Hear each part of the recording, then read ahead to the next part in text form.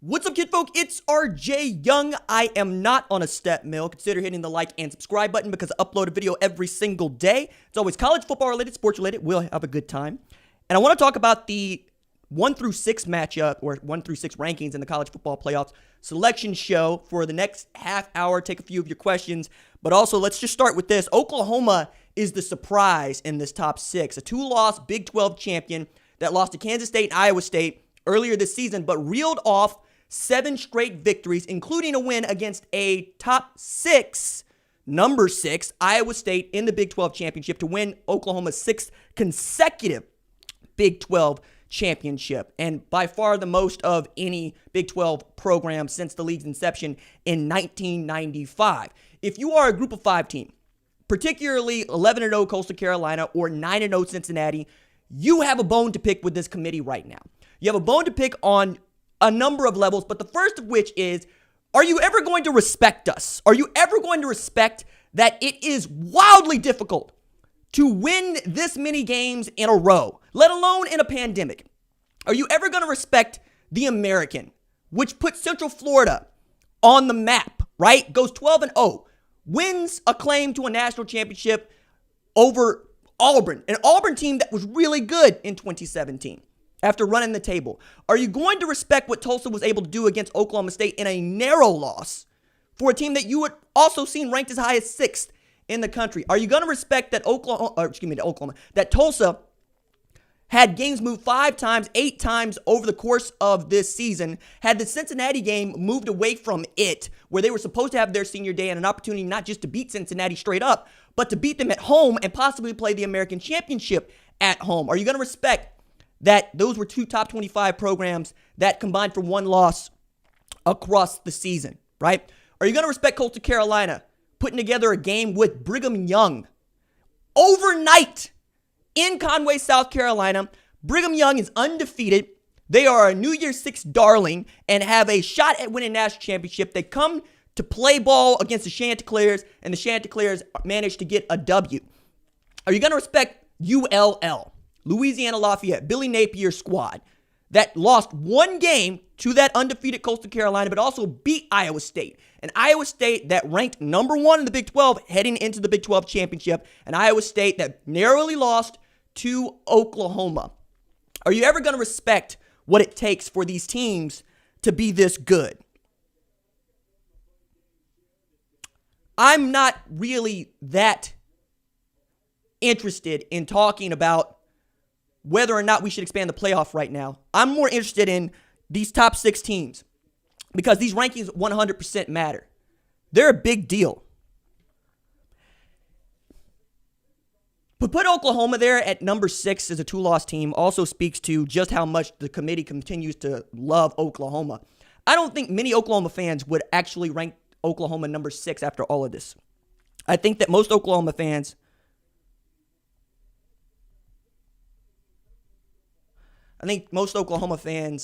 would 100% think that this season was a bridge to next year, that 2021 is always going to be the year that Oklahoma is really ready to go. But to look at what they were able to do this year and have tremendous respect for what they've been able to do this year, I get all of that. I think it's a top 10 team. But also, if you're looking at Georgia, they feel sick right now because they didn't get to beat up on Vanderbilt, which probably would have helped their cause to get into this spot. So it really came down to who got to play late, who got to compete for a conference championship. Because the things that you're supposed to consider in the playoff is conference championships, common opponents, strength of schedule, right? That's what you're supposed to do. There are no common opponents across conferences now, right? There are no non-conference matchups to consider. So the conference championship took on an even bigger data point than most. Now we're getting the Rose Bowl is going to be Alabama versus Notre Dame. That's going to be at AT&T Stadium in the Cotton Bowl. 17.5 for Notre Dame. Okay. And then we got Clemson and Ohio State in the Sugar Bowl. Clemson a 6.5 point favorite.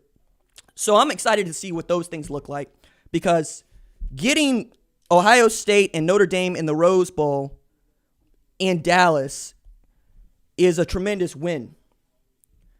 And then looking at what we get with Clemson and Ohio State and the sugar, we get the grudge match that we wanted. We get the thing that I most wanted when we got started with all of this, which was Clemson with Trevor Lawrence, full go. Ohio State with Justin Fields, full go for a rematch of the Fiesta Bowl last year that's going to be the Rose Bowl this year. Because I think those are the two best players in college football when we're talking about going into the NFL draft, right? The two, probably the guys that are going to get drafted the most high, or highly most high on Sunday. I also think that Dabo Swinney has made this wildly interesting because Dabo Swinney decided last week to go on about how he doesn't believe that a team that played 6 games should be considered for the college football playoff. Essentially, not just stumping for his team, but stumping for perhaps a weaker team. Perhaps a team that isn't as good, that won't challenge them in the way that they would want to be challenged because they know that they're not going to be the number 1 team in the country because they lost to Notre Dame.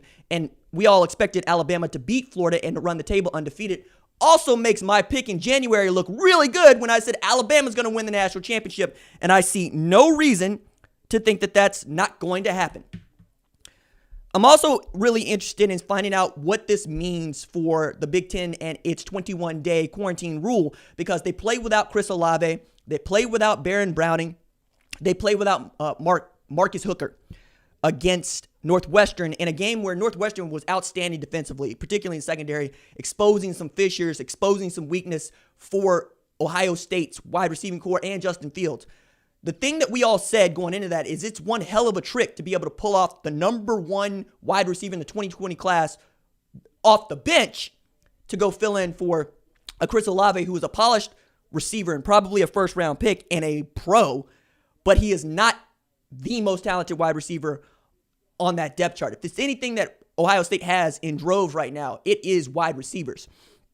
And then they get to add Emeka Egbuka next year to this group that's going to include G. Scott and Garrett Wilson and Jackson Smith and Jigba and Mookie Cooper and Jamison Williams. Like, it's awesome.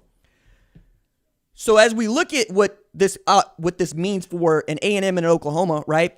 I also want to go check on Tex Ags, all the Aggies fans that are just going to flip a table right now because they're like, hey, look, we won 7 straight games.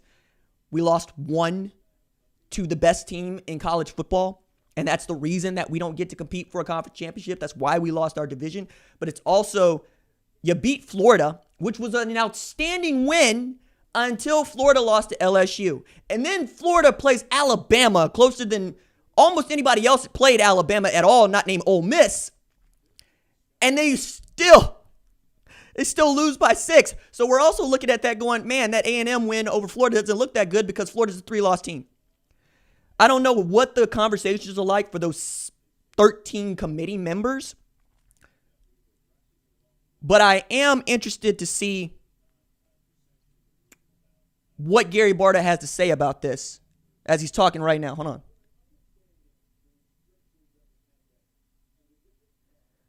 I couldn't be chairman, man. I couldn't speak for this committee. I couldn't do it. Take bullets over these rankings. You know, like it's nice to see all these little engines that could ranked among the top 6. Bama, blue blood. Clemson, new money, but outstanding new money. Ohio State, blue blood. Notre Dame, blue blood. A&M, been around for a while. Oklahoma, blue blood. Like, we're not going to have much fun with that, are we? Okay, cool. Now I'm interested to see what the Cotton Bowl looks like, right? Because is the Cotton Bowl going to be A&M versus Oklahoma? I don't think so. I don't think so. Let me see if I can't get to your questions right quick. Because as I said, it's going to be a shorter stream. It's going to be 30 minutes because I got to go to work after this. Make more videos. I'm writing a couple pieces for Fox Sports. Go check those out. When it's going to be a reaction to these rankings. Let me see. A&M got screwed. You lose a game. You don't get to be mad about it, right? Like, the one thing that's cool about being a Power 5 team is if you run the table undefeated, they're going to put you in. Think about Coastal Carolina. They got screwed. Think about Cincinnati. They got screwed. Think about San Jose State. They got screwed, right? Like, if we're just looking at those 3 teams, and those 3 teams don't finish out the top 10 rankings, and they won't, what do we tell those kids? And the reason that I want an expanded playoff has nothing to do with thinking that Coastal Carolina or Cincinnati or San Jose State can go win a national championship. It has more to do with growing the sport, making the sport into a nationally consumable product where everybody cares about everybody's conference and it's not just regional. And we don't just point to the SEC every year and point to Clemson every year, point to Ohio State every year, point to Oklahoma every year and say those are the teams. No, I want to see small schools be able to keep their programs with the television revenue that they would generate from just one playoff game.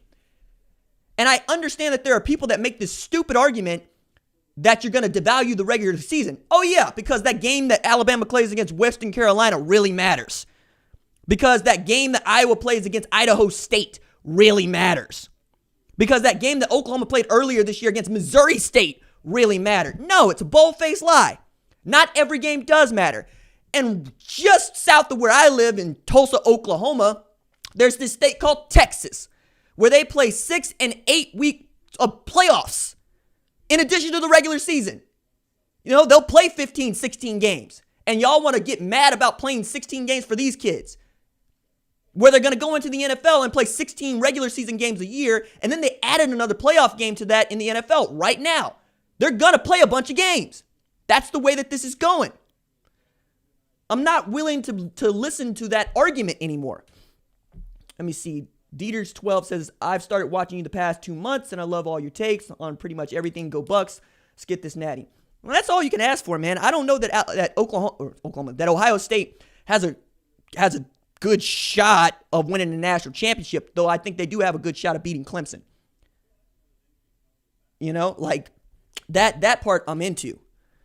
I think that if they are able to get healthy, they might be able to go blow for Clemson, but they got to fix the secondary, and that secondary doesn't look like it's going to get fixed with Cornell Powell and Amari Rodgers and the like out there. EJ Williams also showing up big time, and Trevor Lawrence might have won the Heisman because the vote will be split among Mac Jones, Najee Harris, and Devontae Smith after what they did collectively against Florida last night.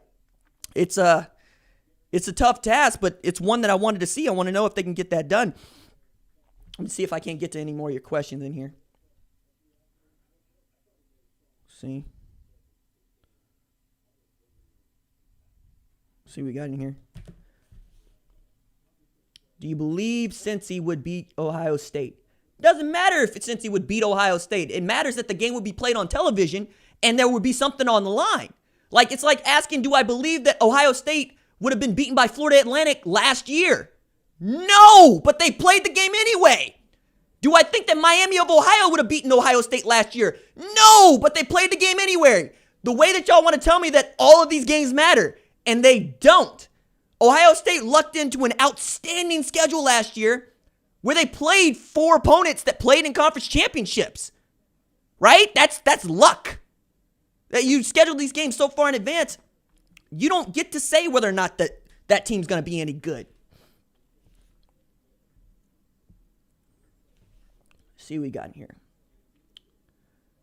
Promise nobody wants to play UGA right now. I mean, UGA has said that for the last 4 years. Georgia loses to Florida or loses to Alabama or loses to LSU, and then we got to deal with nobody wants to play them right now. They're peaking at the right time. They got a quarterback now. I don't want to hear it. Come out guns blazing like everybody else. If Notre Dame can run the table undefeated in the regular season, why can't Georgia? If Alabama can do it, why can't Georgia? Hell, if Cincy, Coastal Carolina can do it, why can't Georgia? I'm tired of people making excuses for that team. I want them to be good as much as you do. And every year we look at the recruiting class, and every year we look at the roster, and every year they get beat in the world's largest cocktail party. Outdoor cocktail party.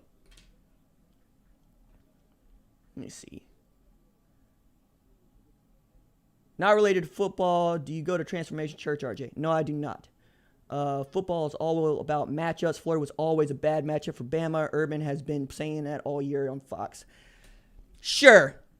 Fine. Whatever. Did they lose? Who won that game? I thought it was Alabama.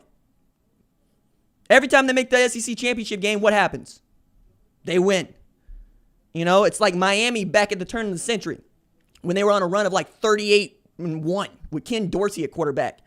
That's the other thing. We talk about this being cyclical. It wasn't that long ago that Florida State and Miami played 3 times in 10 months because they were that good.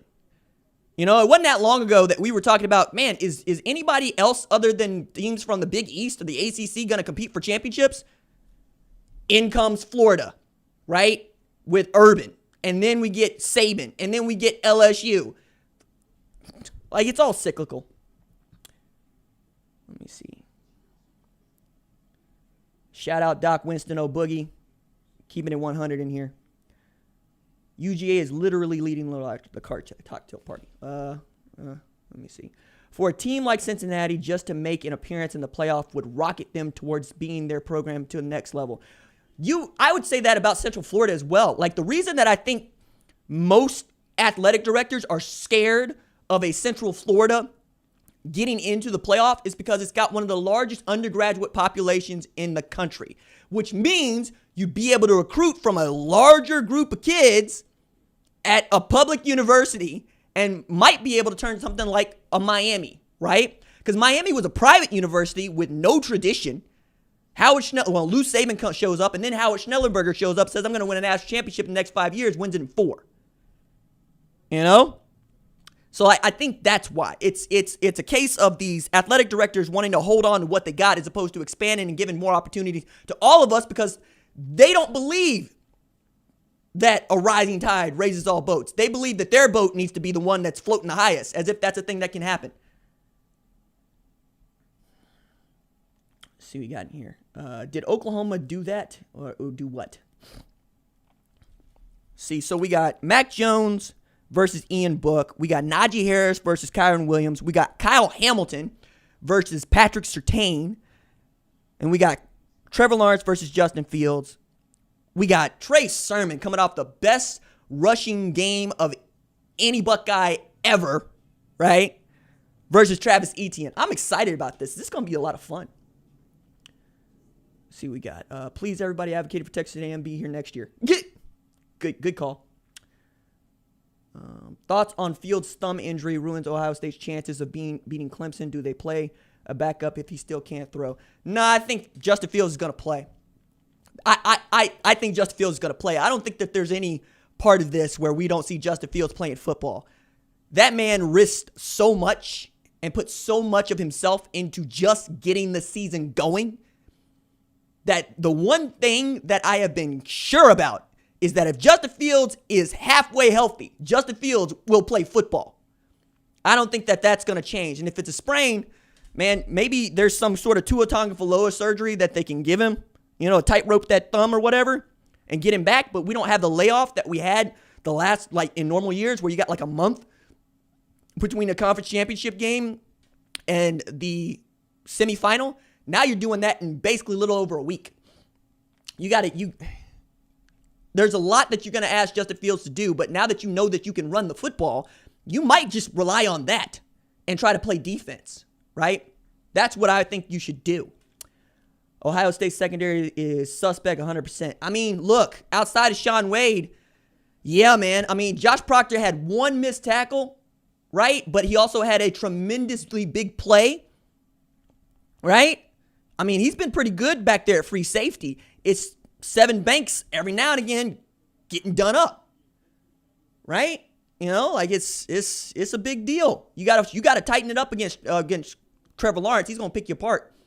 It's either that or you try to drop 8, and that's not what Ohio State does. They want to play man, right? They want to play man and single high, and they want to stop the run. Let's see what we got here. OU building for 2021. I don't want the 4th spot this year. Look, this is gravy for Oklahoma at number 6. Absolute just gravy. Nobody expected that team to be in the playoff. And they essentially start about where they finished. They were number 3, I believe, in the AP poll at one point in the rankings. But everybody wasn't playing, right? The Pac-12 wasn't playing. The Big Ten wasn't playing. That they're at 6 after everybody started playing shows a lot. Tells you a lot. A&M and UNC in the Orange Bowl. Ooh, that's cool. Let me see. Let me go check on this. That'll be fun. Let's see what we got here. Bowl matchups. So ACC, we get North Carolina versus Texas A&M in the Orange Bowl. We get Miami to the Cheez-It Bowl. We get NC State to the Gator Bowl and Wake Forest to Duke's Mayo Bowl. All right. So we're going to get Oklahoma in the Cotton Bowl against who we'll see. I hope it's like a Coastal Carolina. I really do. That'd be so much fun. Let me see. Michigan State is not going to play in a bowl game this year. Alabama's opening it up as a 17.5-point favorite to a 28.5-point favorite in some places. 7 for Clemson versus Ohio State. Interesting stuff there.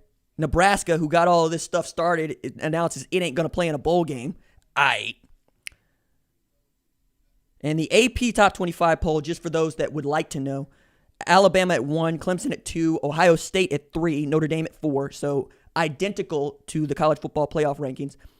Texas A&M at 5, Cincinnati at 6, Indiana at 7, OU at 8, Coastal Carolina at 9, Florida at 10, Georgia at 11, Iowa State at 12, BYU at 13, UNC at 14, Northwestern at 15, Louisiana at 16, Iowa at 17, Miami at 18, San Jose State at 19, Texas at 20, USC at 21, Tulsa at 22, Liberty at 23, NC State at 24, and Oregon at 25. Oregon won a Pac-12 championship without actually having to win their division. So that's what we got to refer to them as. My goodness. Also, I will be on Fox Sports Radio across the country talking about the college football playoff Final Four matchups for those of you that live across the country, which, it's YouTube, so you live across the world. I want to see San Jose State, Cincy, Coastal, etc. all throw in a national championship parade if they finish. I do too, Doc. And I made this video, but I will continue to educate folks. There are 11 selectors of NCAA FBS championships. They're polls based on math and based on voting, right? If you finish number 1 in any one of those polls or in any one of those math equations, you can claim a national championship. I would claim one just for finishing undefeated. That's what I would do. You wouldn't stop me from raising a banner because who the hell makes it through a season undefeated? Even if you only play 8 games. I don't care. That's hard. OU would beat ND and possibly OSU right now. I don't know. It'd be a good game, though. It'd be a good game for Oklahoma to play Notre Dame. And I think based on what we've seen from, Ohio State secondary, Oklahoma could score with them. Dude says Bama by 40. Appreciate that, Juan. What else we got in here? There is no way Coastal Carolina can play against the power. Okay. They beat BYU, dog. That's a team that everybody wanted to recruit to their Power 5. And you want to act like Brigham Young doesn't actually field 27-year-old seniors. Get out of here, man. I get this, though. Like, the number 4 team is basically a bye. And it has been a bye for, the past 3 years. We look at that 4 spot, and everybody covets it because they want to say they played in a playoff. Never mind, they're going to get boat raced in the playoff, right? Because check this out. The Sugar Bowl is going to feature the SEC team versus Notre Dame for the first time since 2007. Last time that happened, Jamarcus Russell and LaRon Landry beat the hell out of Notre Dame 41-14. I see no reason why that can't be an identical score today. Let me see.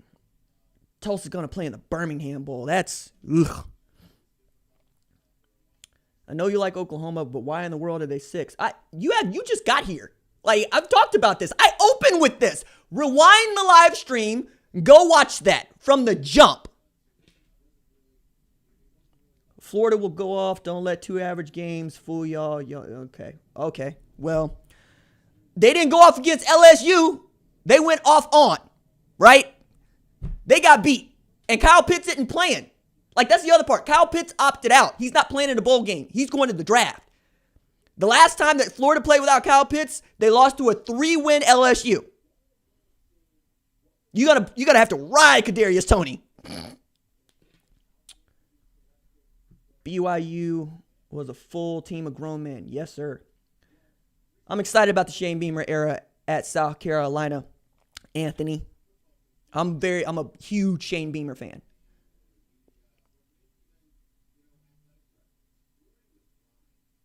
This is gonna be fun when we expand this playoff, man. It's gonna be a lot of fun. Let me see. You still think Fields is better than Trevor? Yes. It's a flavor contest to me. If you like Trevor Lawrence better than Justin Fields, I won't fight you. I'm gonna ride with Justin Fields.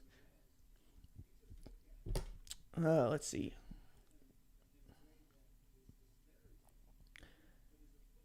No news on Austin Stogner, Tyler, not Kyler.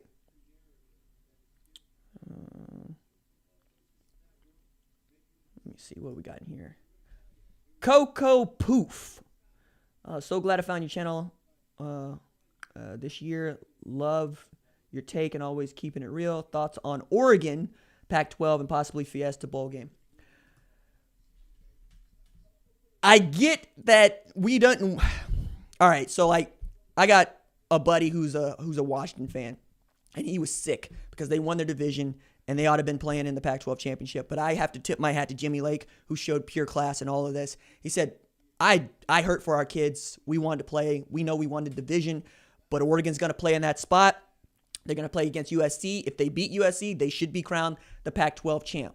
I think that game also demonstrated all the things that we had thought about USC to be true, right? That they were playing so loose and getting away with just some really terrible mistakes. And Oregon was able to pounce on those things both with Anthony Brown and Tyler Shuck.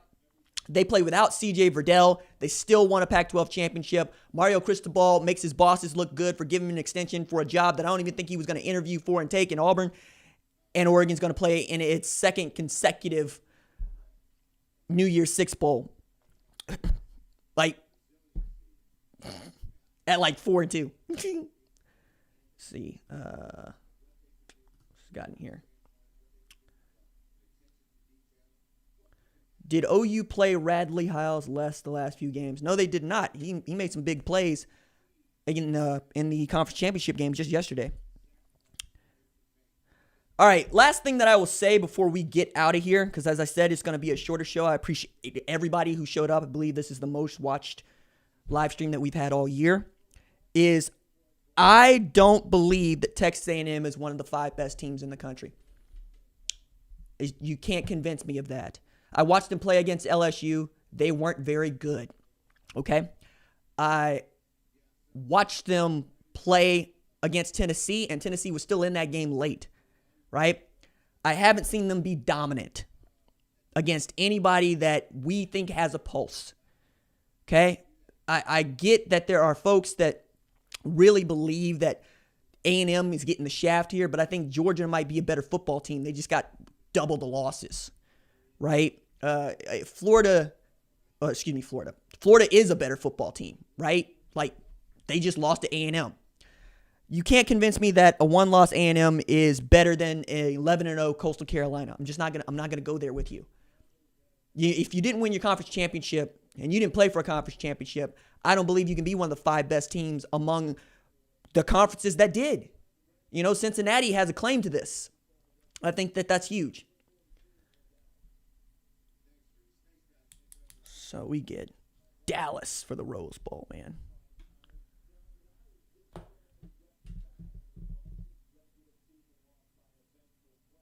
Yeesh. First team to lose a conference championship and make it into the playoff, Notre Dame. Goodness me. All right. I'll see y'all in a couple of hours. I appreciate you showing up for the live stream. We'll talk some more about the rankings and the rest of the top 25 as the day continues to roll on. If you like the channel, don't forget to like and subscribe because I upload a video every single day. It's always college football related, sports related. We have a good time. I will catch y'all in a couple hours. Deuces.